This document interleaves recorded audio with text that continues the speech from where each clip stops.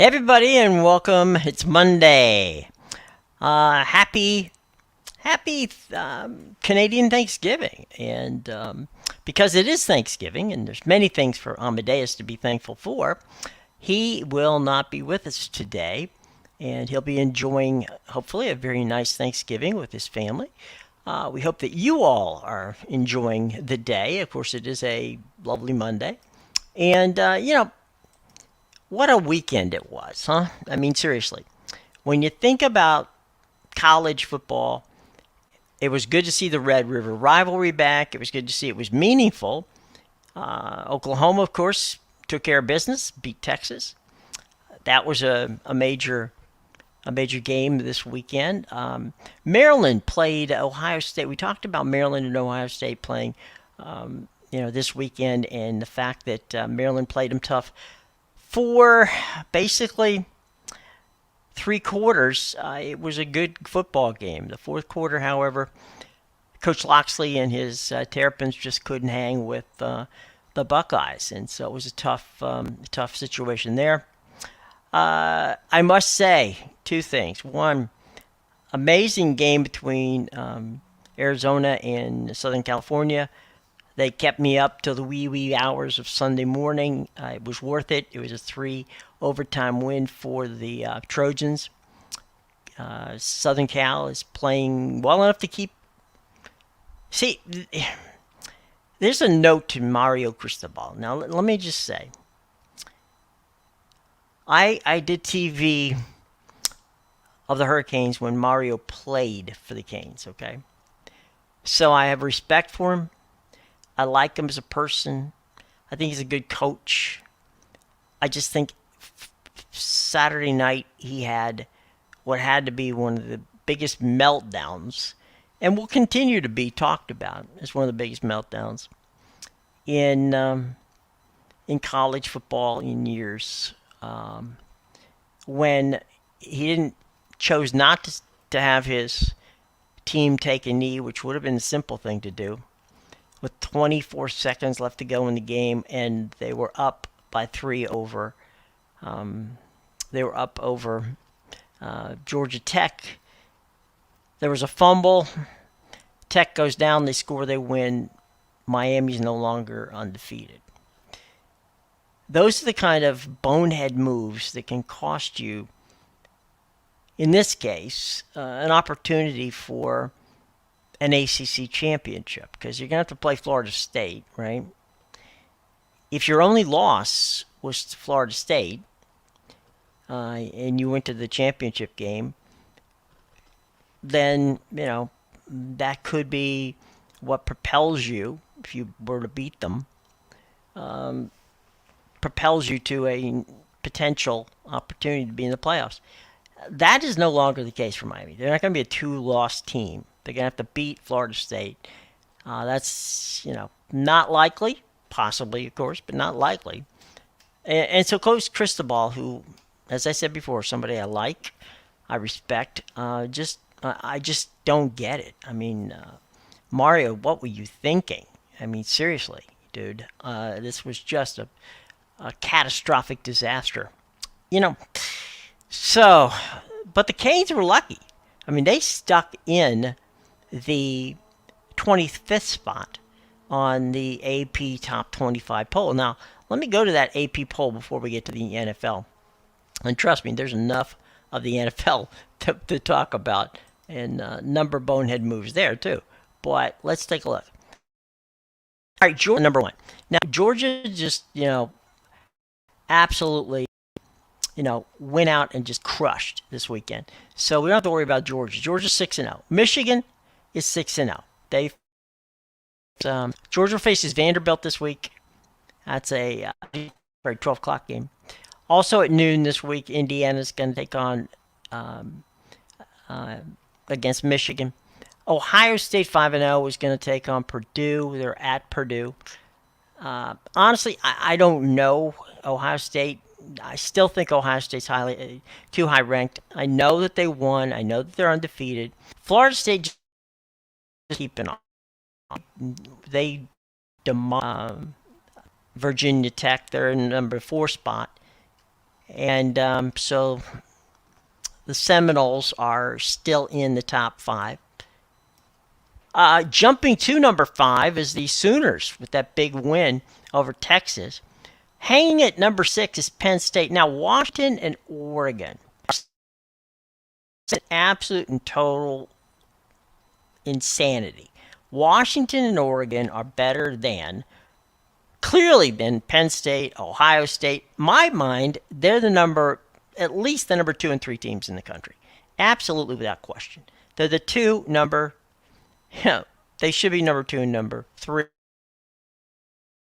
We face each other this weekend. It's a game that's going to be played in Oregon. In Washington, which of course will be in Seattle. That's a fantastic, beautiful stadium up there, and it really is. This is an opportunity.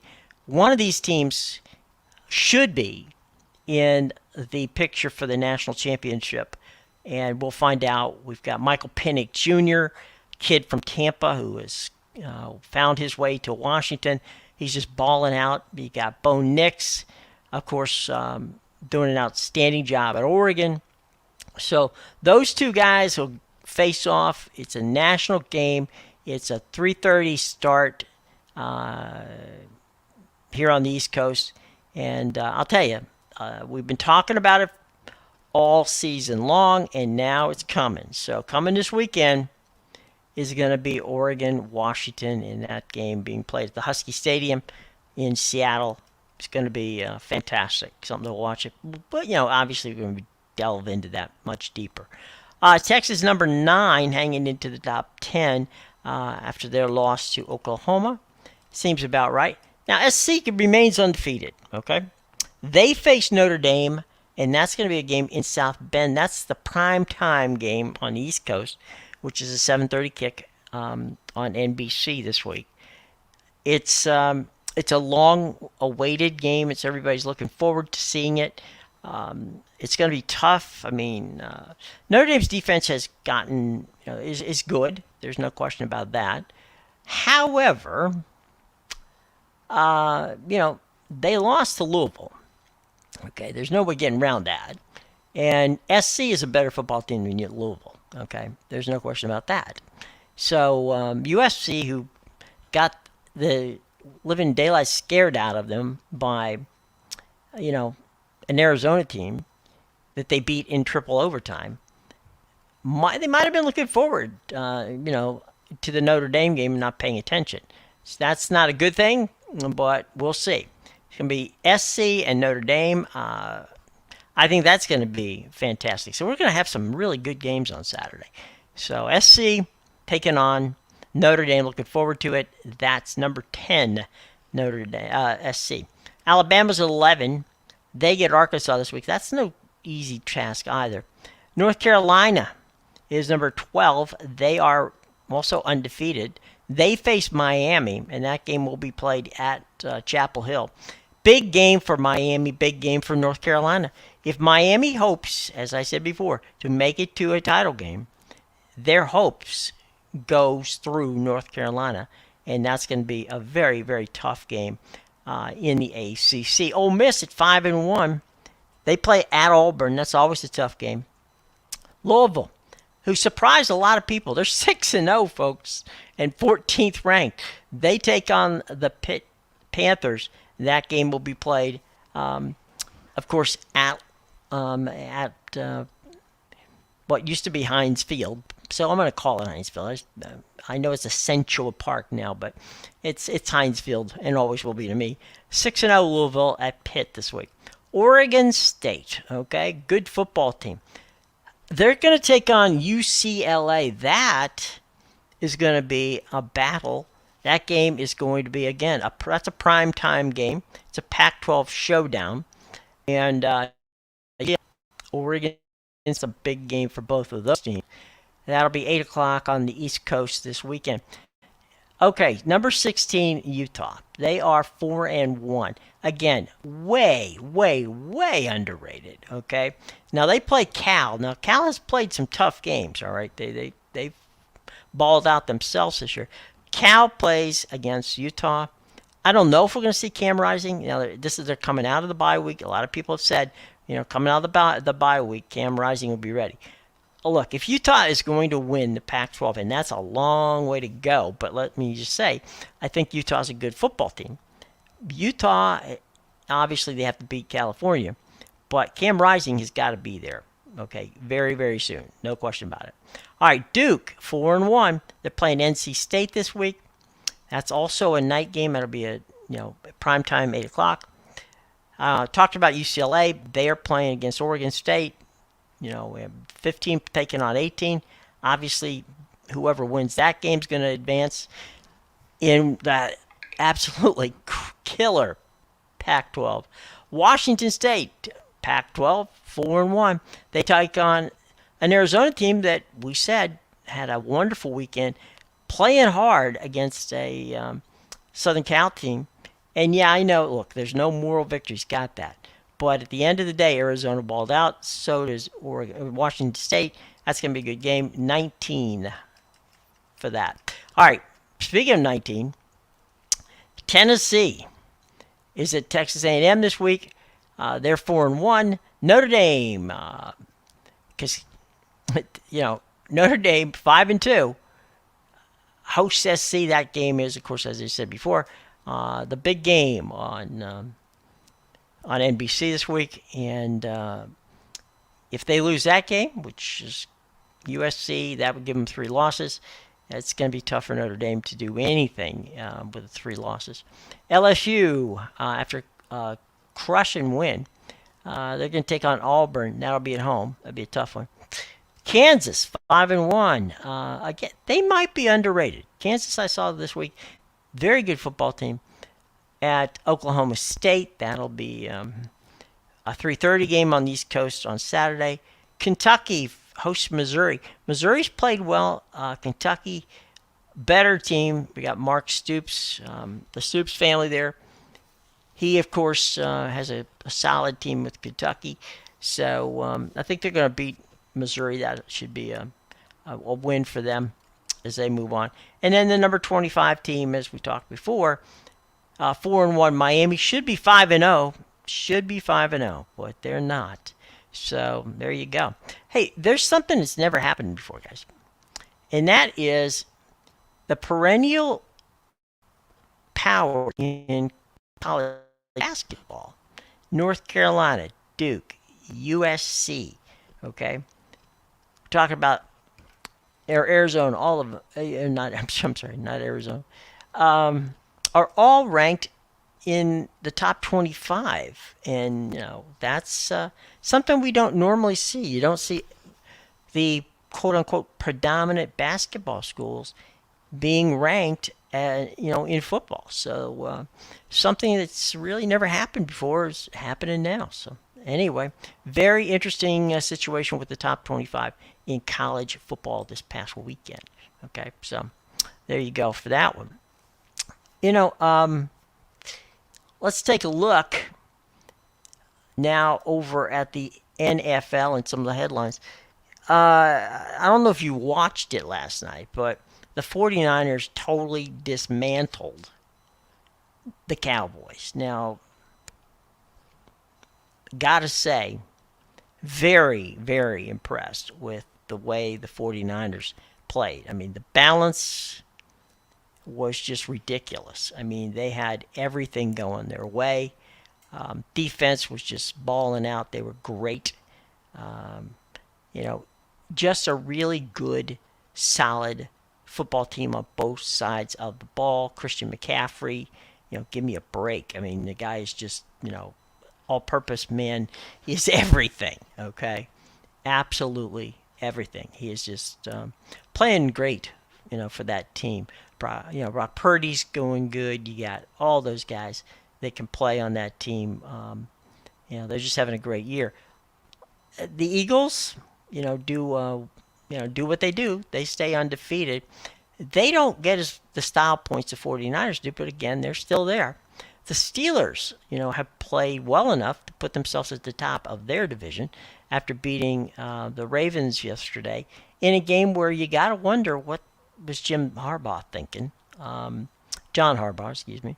because they just didn't show up in the second half. So there's a lot to be said in that.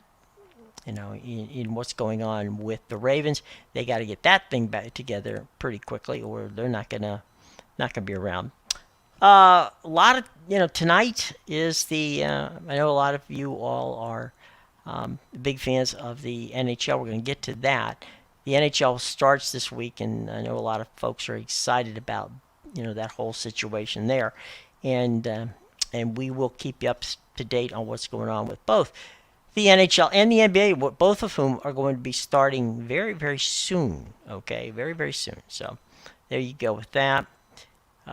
Fun situation with both, as I said before, the top 25 in college football. And now let's take a look at our power rankings for this week as we take a look at the NFL. As I said before, you got to have the 49ers at the top of that list. I mean, come on, give me a break. Brock Purdy is just absolutely, he's finding his receivers. George Kittle, last night, I mean, there wasn't anything that they threw in his direction that he didn't catch. Christian McCaffrey, as I said before, all-purpose superstar. Okay, so frankly, they're going to Eagles December 3rd. That, in my mind, is probably it's the number one new teams in the NFC, and probably one of the two teams. And my money's on San Francisco is going to end up being the team that represents them in the Super Bowl. So let's move down the list a little bit. Kansas City. I know a lot of people were very good, as well they should be, that Taylor Swift didn't make the game in Minnesota. Travis Kelce had a very scary moment there where he got an ankle injury. Thought for a minute, and I was hoping it wasn't. Thank goodness it wasn't. But I thought for a minute it had blown out his hammy, but fortunately it was just a slight ankle sprain. He came back in, which was good. And Patrick Mahomes having a good year. Kansas City doesn't. They're 4-1, but they haven't looked sharp this season. Now, this was hard because honestly, you could make a case that the Dolphins are a better team than Kansas City at this point in time. Now, the Dolphins have turned,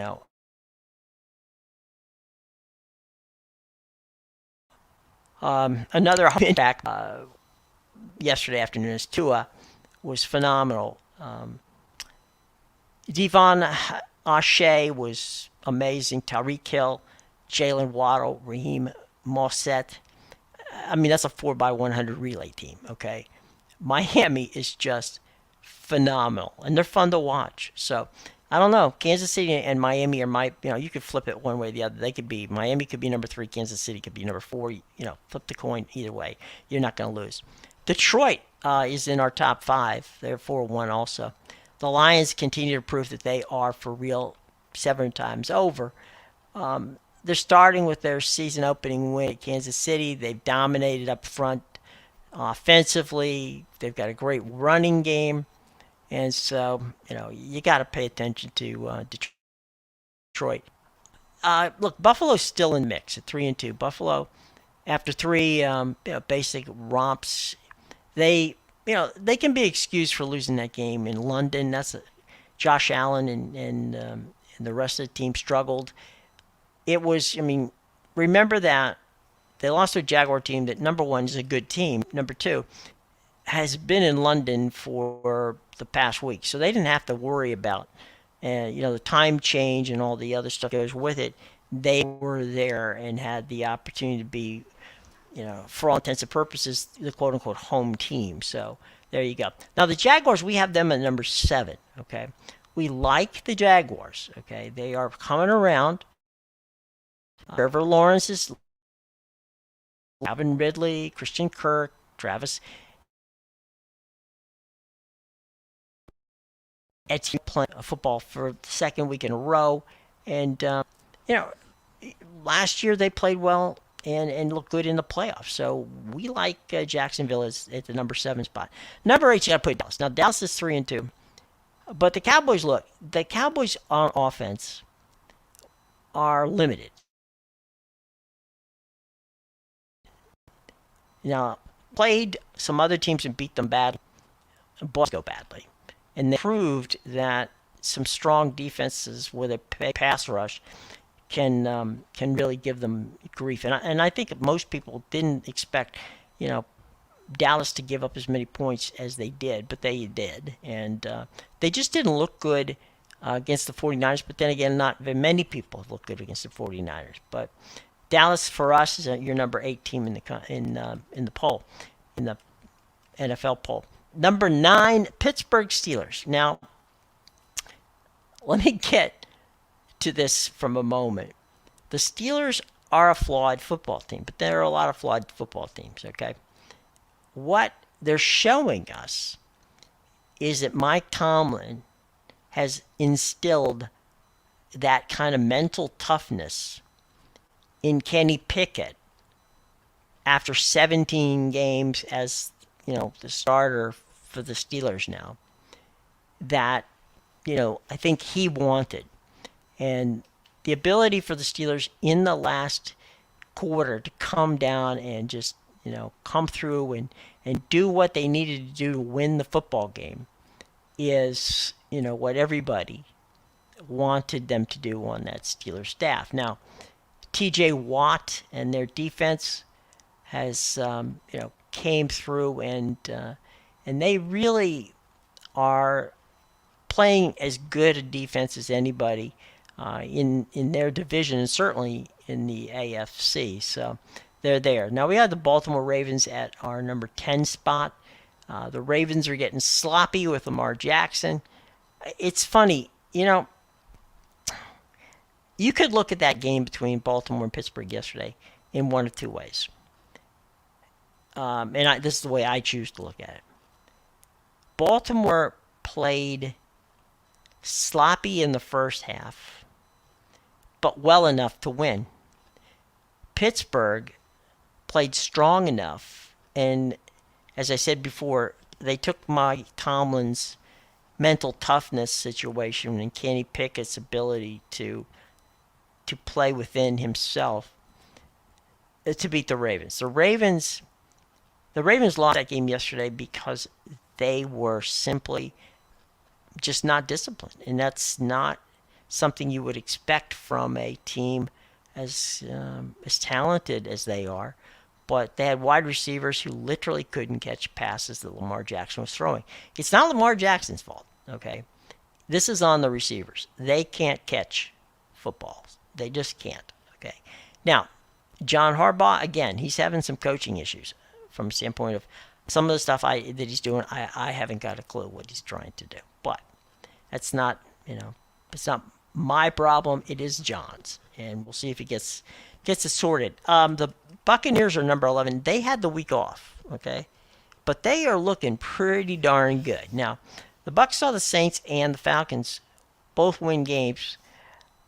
So they know that everybody in that division is getting really, amped up. And it's going to be fun to see how this whole thing rolls out. Baker Mayfield, keep your man. He's proven that he's got a chip on his shoulder, and he wants to play solid. And the defense is playing better than anybody expected him to. So right now, the Buccaneers are, our favorites in that division, and they may be a surprise team. This is a team that you better keep your eye on, because Baker Mayfield is doing a heck of a job there. Seattle, we have it in our number 12 spot. They really a bye, which helped them because Geno Smith needed something to keep him healthy, and this did it. Number 13 on our list, the Cleveland Browns. The Browns are, they're holding steady in this situation. Now they've had injuries, of course, to Deshaun Watson, Myles Garrett. They hope is not going to linger, but look, you got to be careful in this situation. The Browns, we don't know. They're 2-2. We don't know exactly where they are there. We're giving them the benefit of the doubt. There's also 2-2 Green Bay, same thing, benefit of the doubt. Chargers 2-2. We think the Chargers are going to get better. Just how much better, we don't know. But Justin Herbert has the potential to be an MVP in this league, and especially in this new offense with Austin Eckler and Khalil Mack. If Khalil Mack and Brandon Staley and Austin Eckler continue to play well with Justin Herbert, then the Chargers could, and I say this strongly, could, tumble Kansas City in that AFC West. So keep an eye on them. Indianapolis, they just keep getting, banged up. They're our number 16 team. Anthony Richardson has lost again. Jonathan Taylor's been banged, but he hopefully will get better. Zach Moss, is done well. Gardner Minshew has done better as a backup, I think, than anybody expected him to do. But we're going to have to see how this AFC South plays out, because Jacksonville likely is going to be fine. Okay, we have number 17 Cincinnati at 2-3.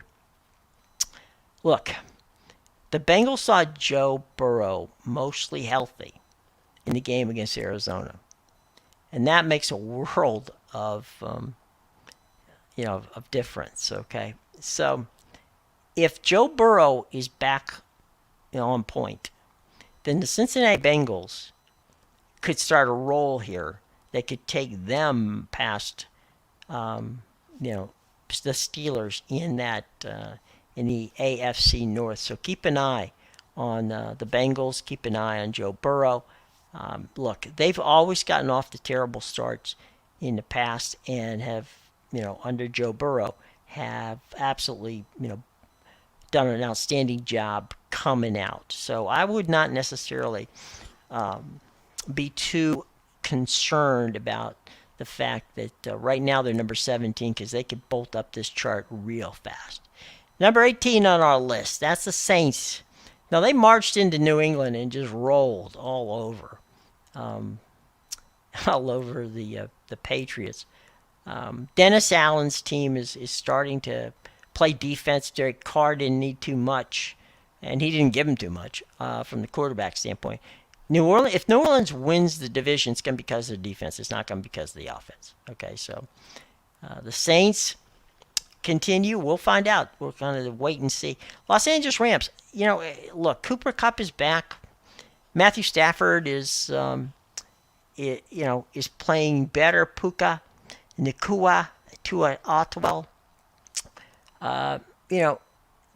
They should be better than 2-3. They absolutely should be, but they're just not playing consistent football. And so, as talented as they are, and they are talented, they're just not playing well. The Jets, on the other hand, showed us that Zach Wilson, he's doing better than I think anybody expected him to. He looked very comfortable in Denver, but then again, everybody looks comfortable against Denver. I think that the Jets are playing a better football than most people expected them to, and Zach Wilson is having a nice time. We appreciate what Zach's doing out there. But again, like I said with the Saints, if the Jets are to win, and it's going to be ridiculously tough for them to win in the division with the Dolphins and the Buffalo Bills. So, but if they're going to improve and make a run at it, it's going to be because of their defense. Okay, let's go back to the Falcons. They're getting some really good play from Desmond Ridder. The kid from the University of Cincinnati is doing well as a rookie quarterback who seems to be he and Kenny Pickett are doing a lot better than I think many people expected them to do. The defense is a work in progress in Atlanta, and we'll have to see. But again, we're on Tampa Bay in this division, and Atlanta's going to have to show us more than what they've shown so far. They're at 3-2. Houston Texans are 2-3. I got to say, and I've said this when Amedeus is here, that C.J. Stroud has surprised me. Okay, he's fallen back to earth. He didn't play well against Atlanta, but again, he's a young quarterback and he's learning his way. I would not, I'm kind of in in his camp right now. I think C.J. Stroud is playing much better than I ever expected him to. So I'm not gonna, I've doubted him and it's cost me. So I'm not gonna do that. Now, the 23, it's the Washington Commanders. Sam Howell is definitely a gamer with an arm and legs, but the offense is inconsistent, and Eric Bieniemy has done everything humanly possible to keep that team going. And so it's not the offense's problem. It's two things. One is the defense. Okay, that's got to get better. Okay, 100%. And Ron Rivera is a defensive coach, so I don't understand why Ron, Riverboat Ron can't get this damn thing straight on that side of the ball. Okay, Bieniemy, in my mind, Bieniemy's got to be the head coach of this football team in 2024, 100%. That's got to happen. Okay, Ron, if they move him to the front office, that's fine. If they let him go or whatever, God love you, Ron. Move on. It's time for Bieniemy to be a head coach. It's not his fault that the Commanders aren't better than they are, because they should be better than 2 and 3, to be honest. And Sam Howell is playing good ball, and he's a game player. I mean, the kid is really good. The problem is he doesn't have an offensive line. They're going to have more. I mean, he's got to be able to have some balance on that offense. They don't have a running game, because if you don't have an offensive line, you don't have a running game. And so that's the problem right now. They're leaning on Sam Howell way too much. Tennessee Titans in the number 24 position. Yeah, look, DeAndre Hopkins, all those guys, they're playing really outstanding football. Derrick Henry, but it's not enough. Not in that division, it's not. 25, the Raiders. Jimmy Garoppolo, is coming back. We'll see how that works out for them. It's not going to hurt them, that's for damn sure. Look, they don't have anything defensively beyond, Max Crosby. He's it. If you saw the Kansas City-Minnesota game, that's about all you need to know. The Vikings are just literally, they're literally just falling apart. I mean, let's be honest. There's just nothing there. Kurt, they're just, man, I don't get it. I mean, it's a 1-4 team. They should be better than that. But Kirk Cousins hasn't been able to do it. I'm not going to blame him 100% of what goes on in Minnesota. Game plan's just weak. They traded away his best running back. So, again, I'm not going to blame Kurt for not getting it done, but Minnesota looks pretty pathetic. And speaking of pathetic, please, I'm just going to say Arizona Cardinals. That's all we have to say. Goodbye. No sense wasting time on that. Giants, same thing. I mean, 1-4, 28. They're just god awful. I mean, they are just god awful. I don't know what's going on with them. They got crushed by Miami this weekend. The defense just stinks. They just can't play. I have no idea why. The Bills are next on their agenda. Saquon Barkley basically remains on the shelf with a bad ankle.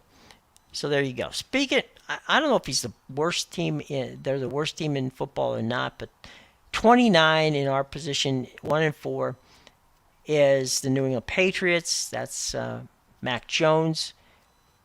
We've said time and time again that Mac Jones is not the answer.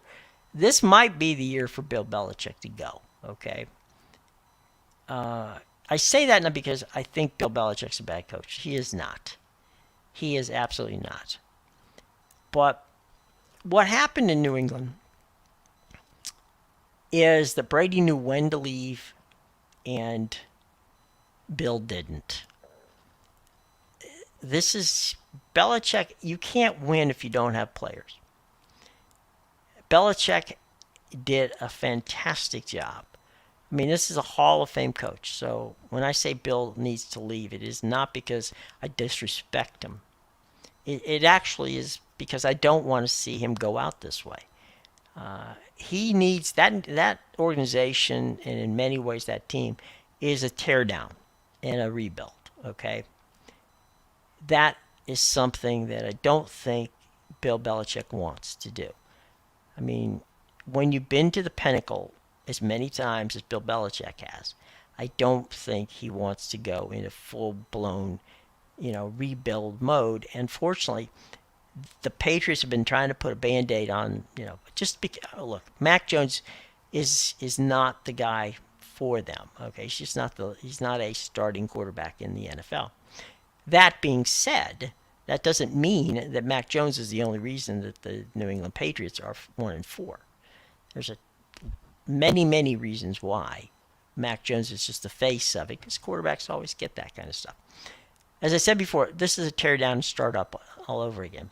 I just don't feel that Belichick, that's something that Bill is into. I think he really needs to just take the time, go back out to Cape Cod, get on the boat, have a nice time, and just wait for the time for the Hall of Fame induction, because it won't be that long till it happens, Bill.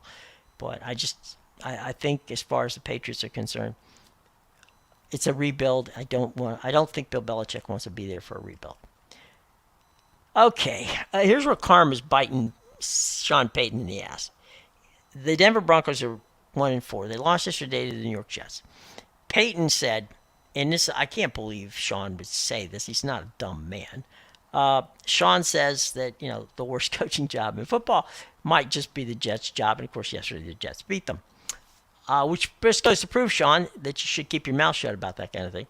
And number two, that maybe the worst coaching job in football is the Denver Broncos and you, okay, at the moment, okay? It is, you have a absolutely dysfunctional offense with Russell Wilson. Is it Russ's fault? I don't think so. Again, this is a situation where it's not the coach, it's the players. He doesn't have the players to run Sean Payton's offense. This is not, you can't just parachute somebody into a bad team and expect them to win. He took the contract, so it's on him to make the Broncos win. And Sean can't do it. He can't do it because he doesn't have the bodies. He doesn't have people who are talented enough to complement Russell Wilson. That's on the offensive side of the ball. On the defensive side of the ball, he's got nothing. So he's got Russ on the offense, but nothing on the defense. So, look, they're number 30. They could very well be the worst team in, well, not the worst. They're close, but they're not the worst team in football. New England, Denver, the Bears, thank you very much. One win, Justin Fields. That game was a game that Washington didn't show up to. So I'm not so certain how much further up the pecking order that the Bears are on this. And then the Carolina Panthers are 0-5. So there's your top 32 and where they are in the NFL. A lot of bad teams. I guess the league will call it parity. I don't think that's necessarily the best way to look at it from a parity standpoint, but we're going to have to look at it from that standpoint.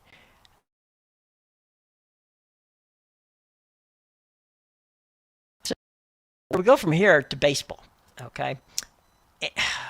The Texas Rangers,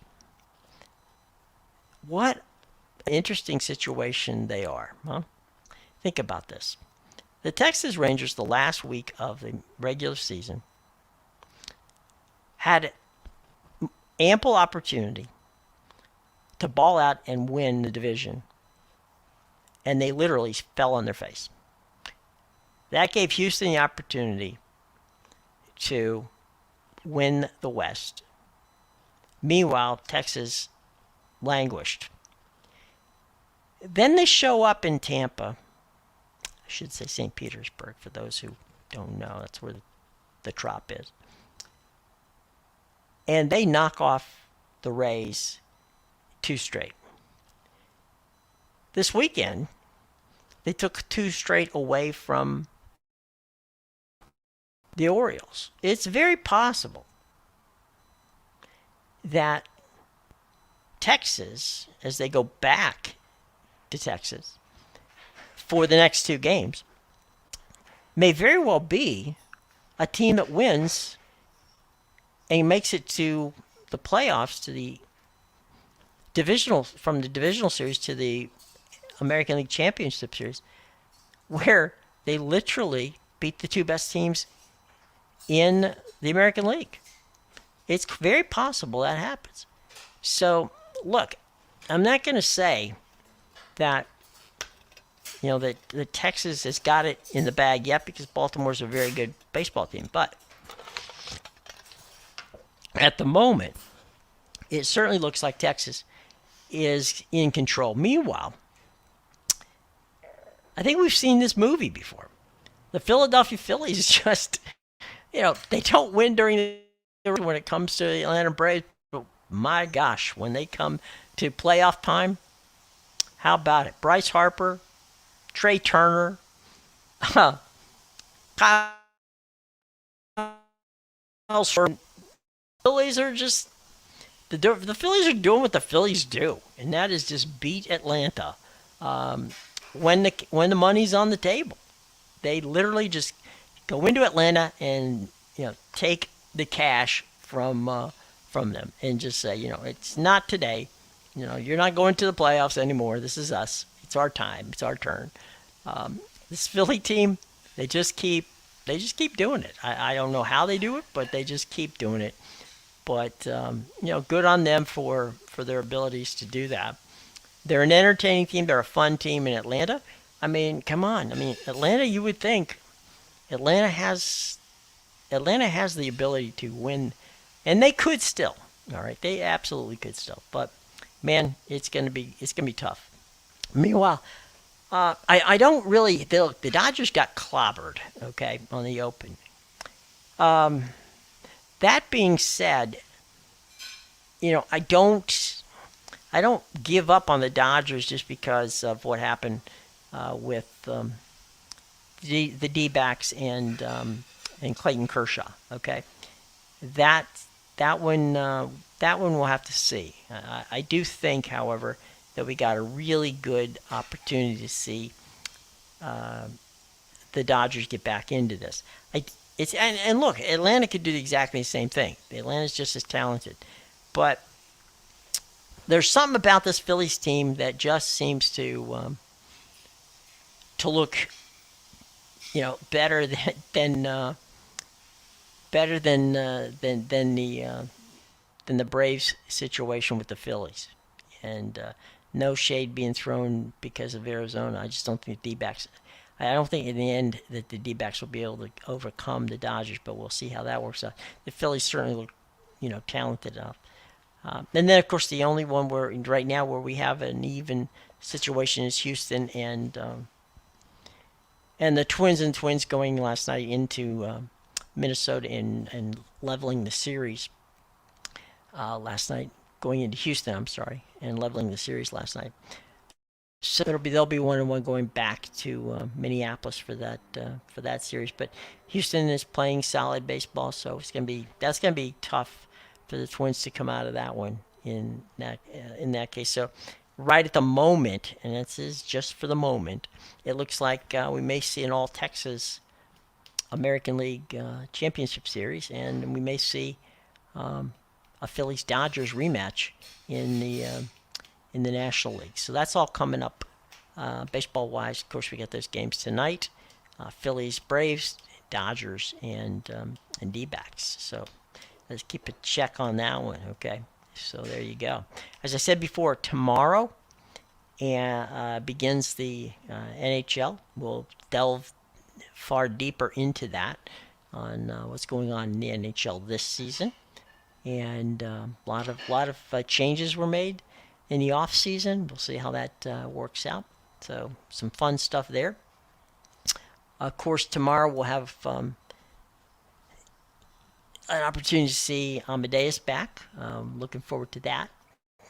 And so Green Bay and Las Vegas plays tonight. So keep an eye on that. That's where we go tonight. So as I said before, keep an eye on that one. And I know those of you who are looking forward to NASCAR, AJ Allmendinger basically came through in Charlotte, and now the playoff field is down to 8.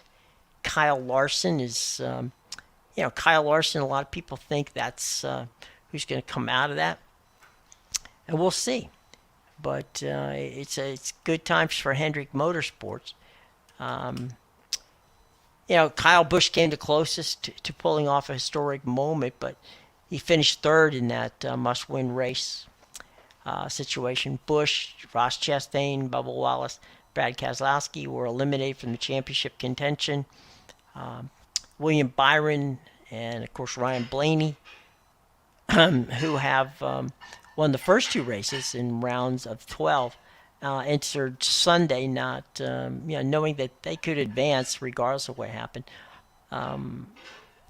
Denny Hamlin clinched a spot after the second stage on Sunday. Christopher Bell, Chris Buescher, Kyle Larson, Tyler Reddick, and Martin Truex Jr. also advanced.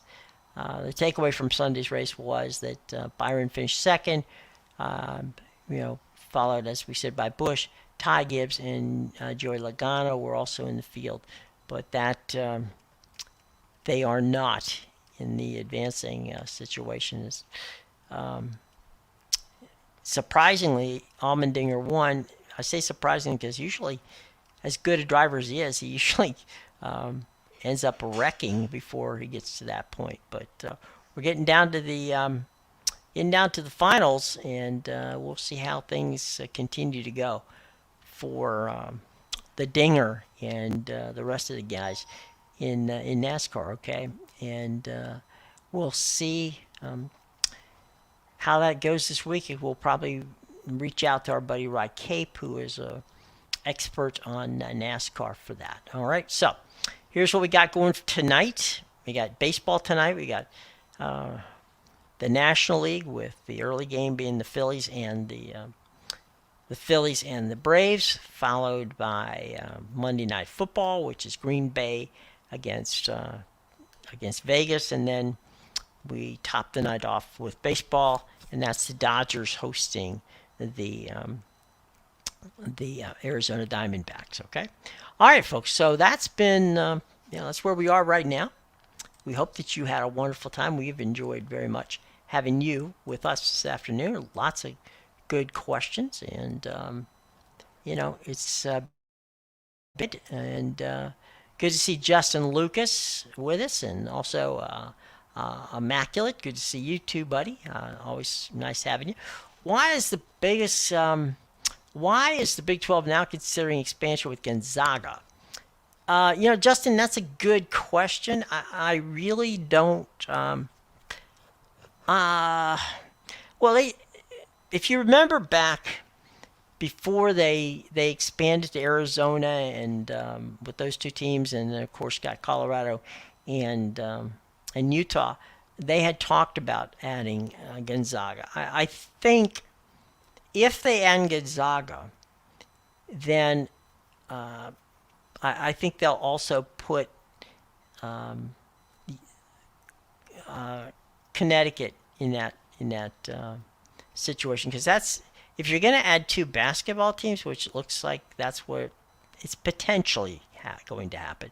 Now remember that Fox is not going to pay for this. So if the league wants to add Gonzaga and they want to add UConn, then that's going to be on them. Now they got $100 million from Oklahoma and Texas leaving. So to answer your question, they can give them, I don't think they even need to give them a full share. They probably, both UConn and Gonzaga would probably split it. Immaculate, what you got there?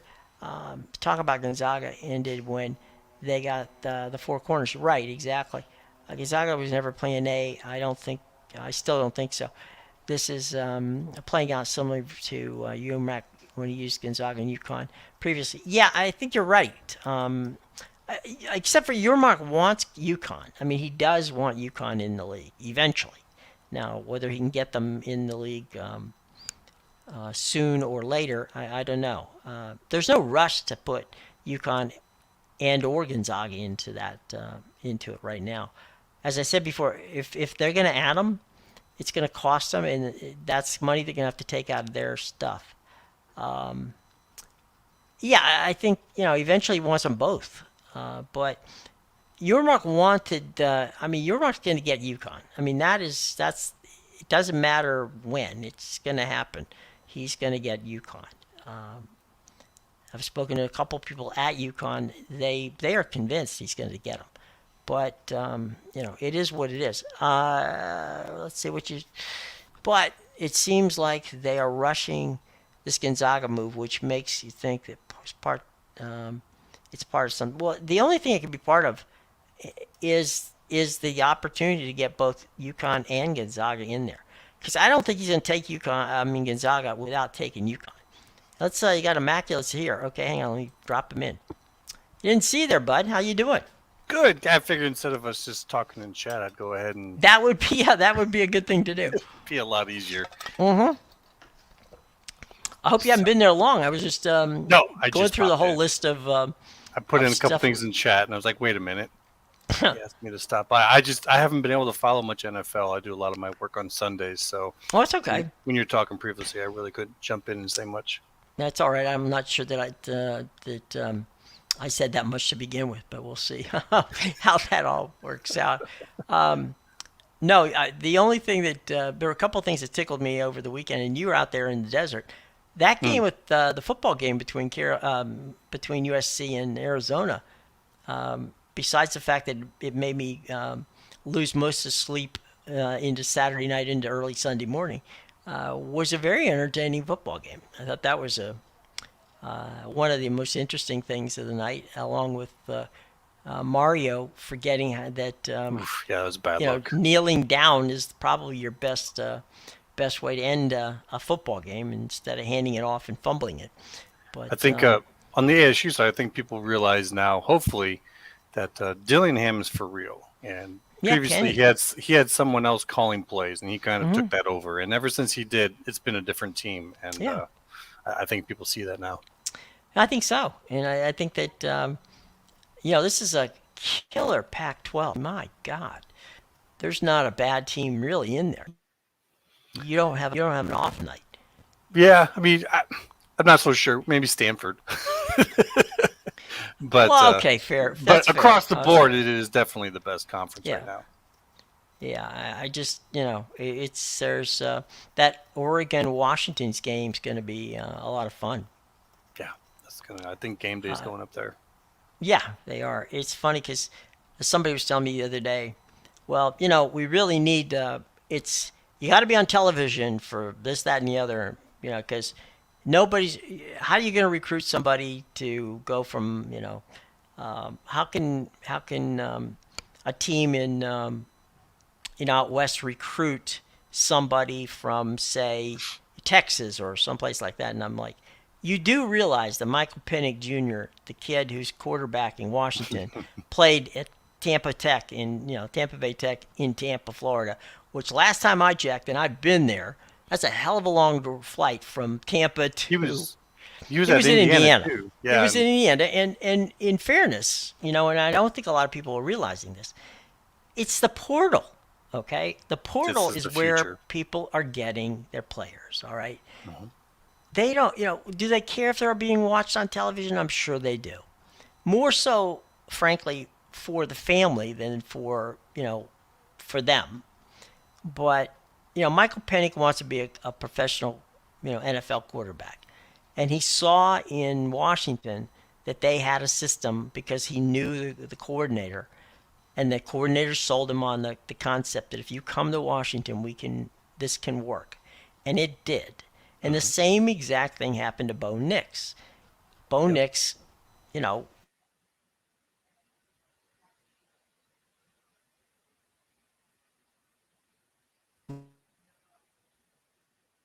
so when he went to Oregon, he realized, wait a minute, this is more of what I'm supposed to be able to do, and so it's worked for them. And I think that's where the portal has been very helpful to. Cam Ward at Washington State as well. That's a good point. Yeah, absolutely. But with Yeah, this and Gonzaga and and UConn thing, I, I think you hit the point where I think that Brett was was teasing the Gonzaga thing if the four corners didn't pan out, Right. and it's kind of been brought back if they want to add Gonzaga and UConn. I just don't see him adding just one. I don't think he's going to add Gonzaga if he doesn't add UConn. It wouldn't make any sense because it just makes no sense in that regard. But I think that I mean they've got the money left over from the Oklahoma and Texas leaving. So my guess would be that they would go forward and pay them out of that. I don't because they're not Well, going to get paid from Fox. I've had a working theory, and I Hmm. didn't want to bring it too much, but I would say it's his MO. He uses Gonzaga and UConn, and then it brings Hmm. in other conversations. Right. And when you look at the location of Gonzaga, you got to look at who else is right around there and say, we've had comparisons that, oh, well, they're interested in this now because of the SMU deal with the ACC. Well, part of that deal was California and Stanford. It Right. wasn't just SMU, and SMU alone doesn't work. So if that's kind of the way that they're looking at this, well, then who does Gonzaga pair up with? But Well, you can't let's talk just say about that Oregon State and until Washington yeah. State are But not you that can't far talk away. about them. You can't talk about them for your conference until their Well, lawsuit yeah, with their own conference is over. So, sure. it's kind of like a wink, wink, nudge, nudge. We're Yeah, looking into the Pacific Northwest, but we can't really talk about it and consider them officially because they're in a lawsuit with their own conference. right, right. But if they can figure out, look, if they bail, if somehow it doesn't work out for them, Hmm. I they would be tremendous ads to the Big 12. But I would also say to your mark, there's no way he's doing that alone. Like that's been No. done. So if he really wants to push basketball much more quickly Mm-hmm. than it was looking like he could, then if say the Big Ten and the SEC and Mm-hmm. ACC and everyone else wants to get to the 2024-2025 Right. payouts due to the pack, Mm-hmm. this helps everyone. So your mark Yeah. basically, maybe he's finding a way to leverage this to get what he wants sooner. I don't know, but Maybe. it's just Maybe. interesting that Gonzaga is up there, and if they're looking in the Pacific Northwest, there's a couple other schools to go with. Yeah. You think? Yeah. I think that would be. I think that. Look, I hope somehow, some way, that things work out for Oregon State and Sure. Washington State because Yep. they really don't deserve to be on the outside looking in. Nope. And it's turned into bad PR that I don't think anyone really kind of foresaw. We're in uncharted territory right now. So Yeah, yeah, so I think giving people benefit of the doubt, I'd say no one was kind of expecting this. I think it was just kind of a comedy of errors. no, and I think that the lawsuit the lawsuit was absolutely necessary. You Hmm. can't trust what you just couldn't trust what was going to happen. I mean, it's just there was no way in hell that Oregon State and Washington State were going to get a fair share. You know, when everybody else is leaving the league and had a chance for one last drop by the ATM machine on their way out the door. Exactly. Yeah. I don't think that was going to happen. They were definitely not going to leave them with much on the way out. But But we'll even see how this even plays out. even worse, if they didn't have that temporary restraining order, Right. the other schools technically not saying that they would have, but they technically could have also dissolved the conference. They could have, yeah, because they had the amount They had 10, yeah. yeah, they So had the number to do it. that not saying that was the plan, but it could have been. It could have been. It could very well have been. It would have. There would have been a blowback of some sort, but given the fact that that 10 of them have other places to go, it would not have worried them for long, I would imagine. And I don't think that I don't think that either the Big 12 or the Big 10 wanted to have members of their conference in court, because that's what would have ended up happening. There would have been lawsuits, and I don't think Tony Petitti wanted to see that in the Big 10, and I'm quite sure that Yormark didn't want to see it in the Big 12 either. Yeah, So and none of them have joined in. no, The lawsuit no, has just been purely on the pack. So for now. yeah, But what I'm saying no, is, if they had they gone without and taken something on the way out, that could have been, they could have enjoined them in the lawsuit, and I don't think they wanted to see possible. that. But the Hancock from the CFP Yeah. was saying how events out west where it happened, it was just all really weird and unforeseeable. For some reason, these guys all seem to have been caught off guard by what Washington State and Oregon State did, and I don't know how really to read that, but it would seem that they had some other plan of this being taken care of, and it didn't play out. Well, I mean, I've spoken to a couple of people who are involved with the CFP Mm-hmm. who didn't really, who never thought the pack would dissolve, and they thought that there would be some way somehow that they would stay around, and the fact that they did dissolve was something that was left them totally flat-footed. They felt that the league itself, because of the teams that were there, okay, they knew they were losing, SC and UCLA, but they didn't think that they were going to be losing the others. And I think that's where Yeah, things went sideways really quick. very And quickly. I think that's what, more than anything, it's like, okay, on one Friday morning we had a conference. We now don't have it anymore, and you know, then there's the waking up and going, okay, we don't have a conference, but wait a minute, there's these two teams out there who, Mm. oh, by the way, are not going to sit there and Yep. not, not going to get their just due, and so yeah, I think that part, 100% kept them there, but I don't know where from that point, you know, the uncharted territories that they just had those two schools out there going, okay, where are they going to go? And there's no way you can go from taking 23, $24 million a year To 5. to 4 or 5, Yeah, or even it's 10 for that matter. yeah, it would just tear apart their athletic departments. Right.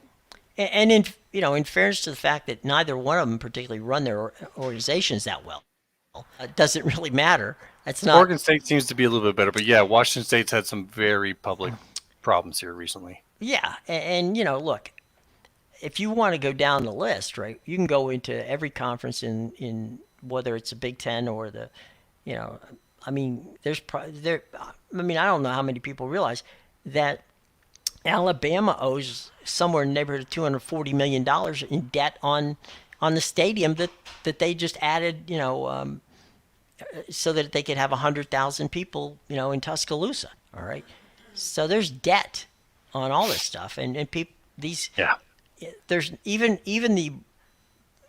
what one would think would be the best run organizations, right, or athletic departments, aren't always the best run organizations. So we'll find out how that plays out in the future. But certainly Washington State is not an outlier. They're just part of a, Rutgers. Some of the others just not playing as well as they normally do, from a Yeah, standpoint cool. of how organizations are run. Yeah, but despite how bad the AD might have been run, they are sitting pretty with their president right on that CFP board. So, No, there's no question I about that. mean, I know there's a lot of people out there who think that there's just not enough money involved with the CFP for it to matter. And that might be the case right now, but they just don't seem to get the math that points to 2024 being worth like 3 times the amount of what it is right now. and Well, it's a serious amount to consider.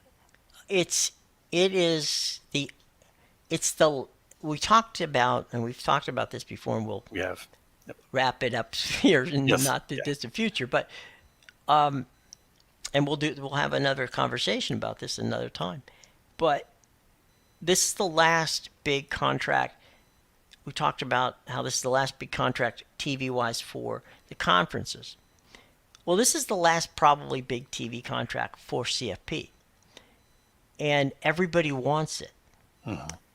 And I think that's where CFP is. Bill Hancock and those folks are very savvy. Mhm. Michael Kelly, who was the president, the first president of the CFP. Well, he was actually the chief operating officer for the CFP.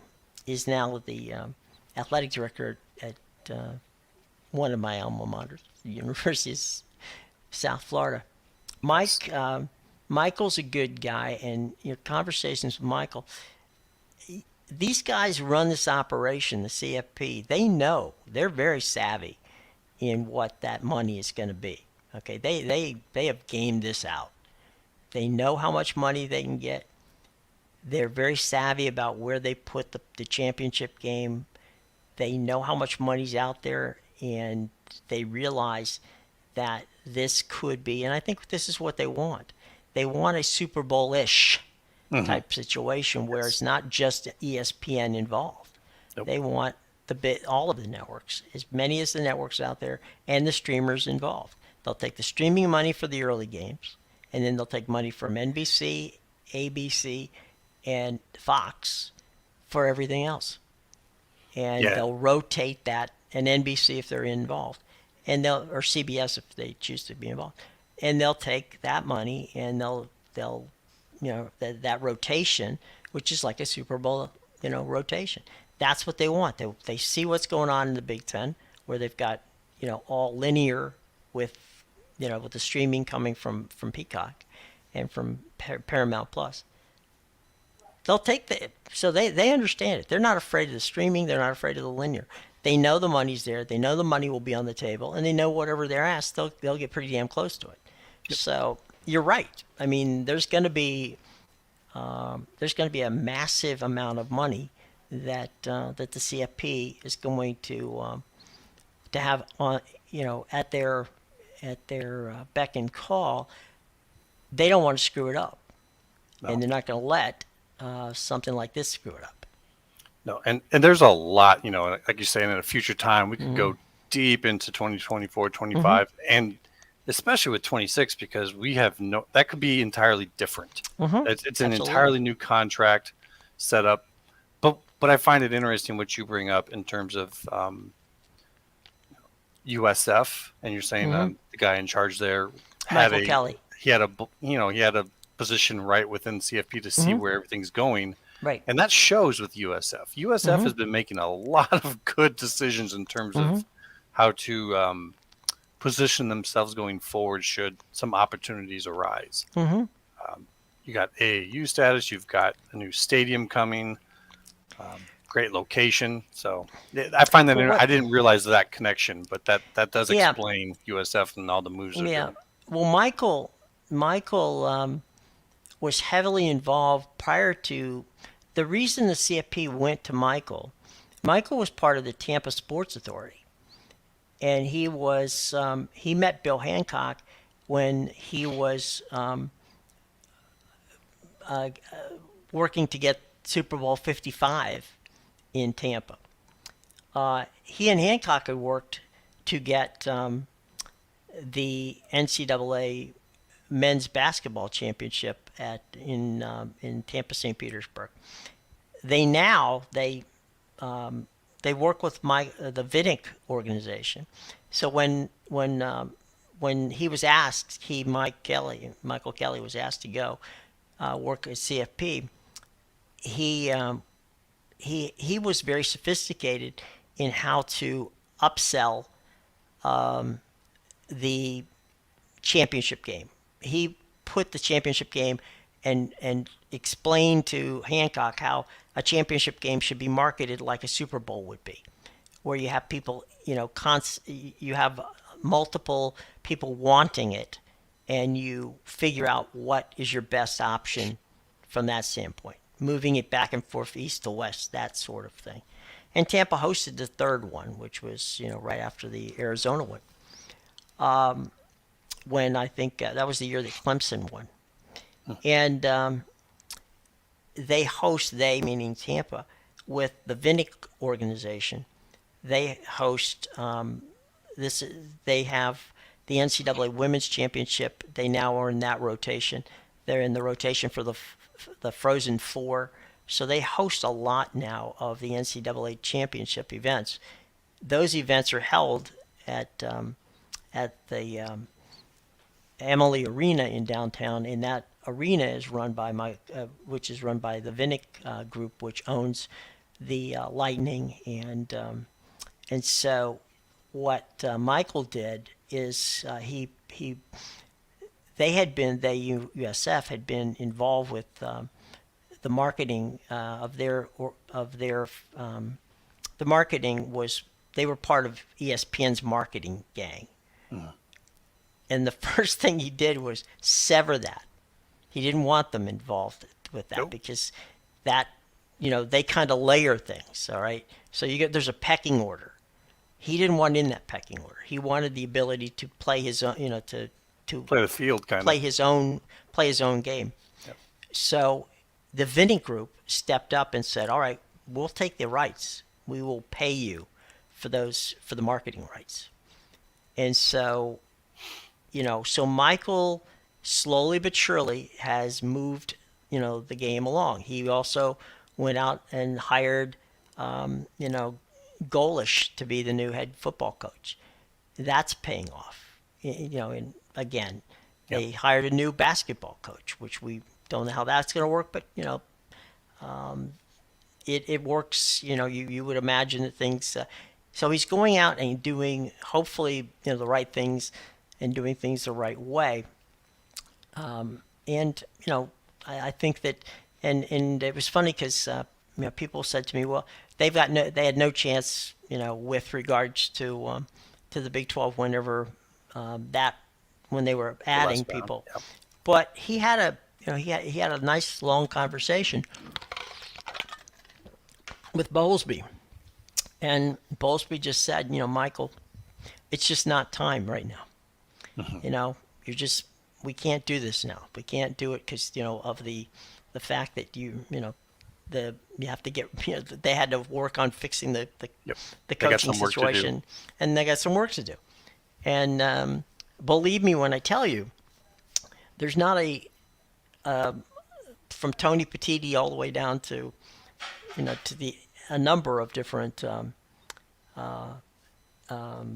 commissioners who there's no one who doesn't know Michael Kelly, and that's what you want if you've got an athletic director. That's all you can ask for. And the money's there, the market's there, everything is there for them.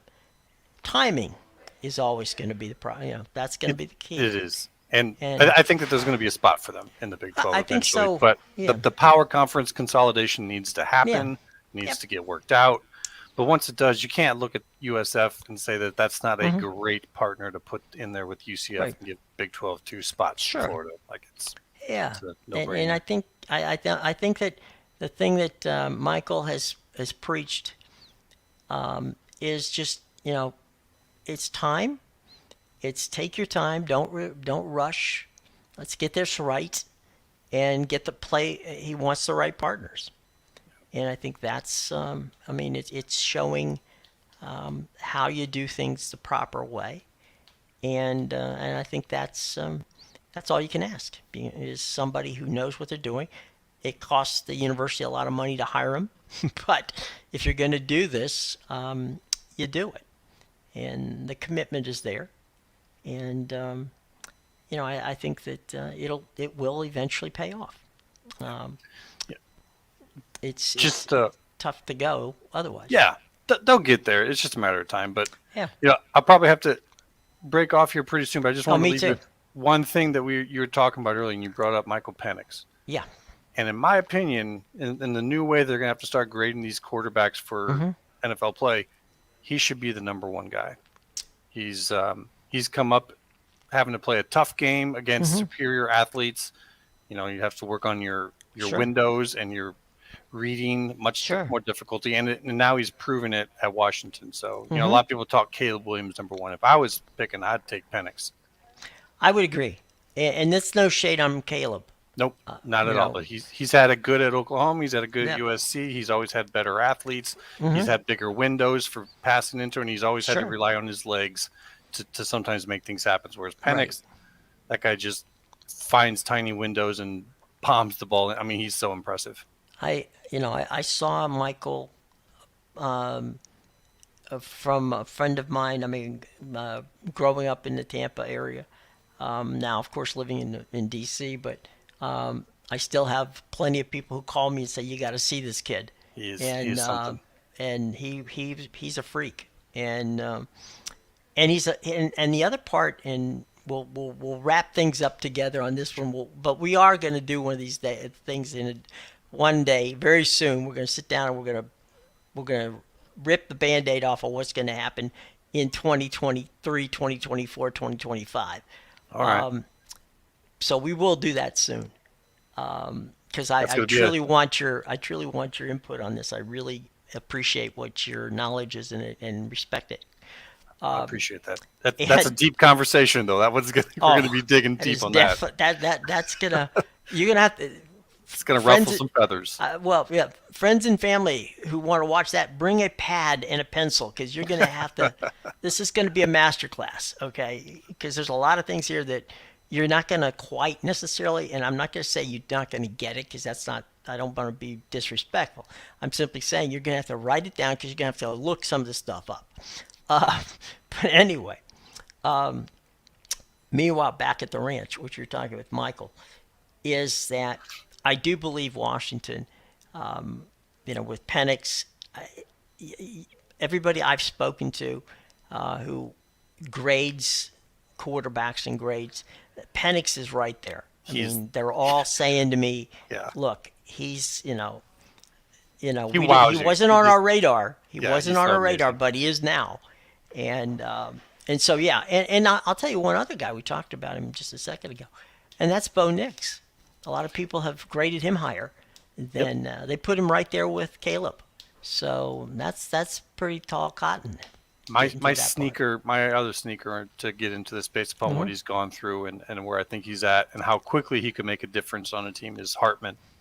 Oh yeah, for Notre Dame because of he had to come up from Wake Forest against better talent, good choice, and they did great. And I think at Notre Dame, I gotta say it's not him.